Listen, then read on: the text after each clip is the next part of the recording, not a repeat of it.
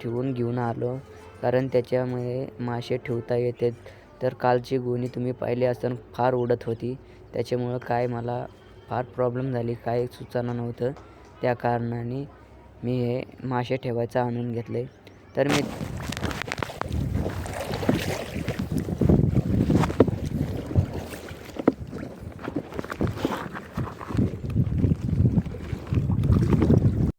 तर नमस्कार मित्रांनो, स्वागत आहे तुमचं आज फिशिंग ब्लॉगमध्ये.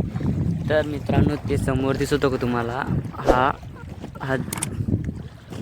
टावर दिसत होतं तुम्हाला समोर. तिथून जाळे आणले, इथं सोडले. तर मित्रांनो, जाळे उचलून आणले, सोडले, त्याच्यामुळं आपल्याला भरपूर मासे पडले. ह्या पहा, तुम्हाला दाखवतो मी. कालपेक्षा भरपूर म्हणजे नफा भरपूर झाला आहे मित्रांनो.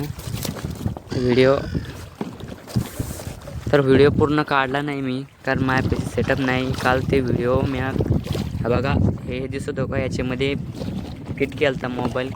कसा ना काय व्हिडिओ काढला. काल मोबाईल पाण्यात पडता वाचला आहे मित्रांनो. तर सपोर्ट करा तुम्ही. तर मी आज संध्याकाळी गिम्बल आणलेला आहे. तर ते सेटअप ह्या बघा, ह्या साईडला दिसत होतं, इथं सेटअप करणार आहे मी.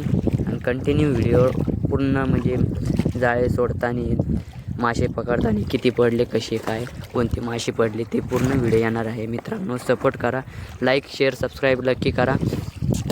तर मित्रांनो, मला आज दुसरे जाळे सोडायला जायचं आहे, राऊंड मासे जाळे सोडायला जायचं आहे. त्याचा पण ब्लॉग येणार आहे. तर व्हिडिओ कसा आहे नक्की सांगा, कमेंट करा मित्रांनो तुमचा. हा पहा, मासे तर खूप भेटलेला आहे. आणि यो पहा, तर हा दिसतो आहे तुम्हाला माझा भाऊ. ह्या साईडला हा दिसतो का तुम्हाला, हे समोर हे अंदाज दिसत होते, तिथं माझा भाव आहे.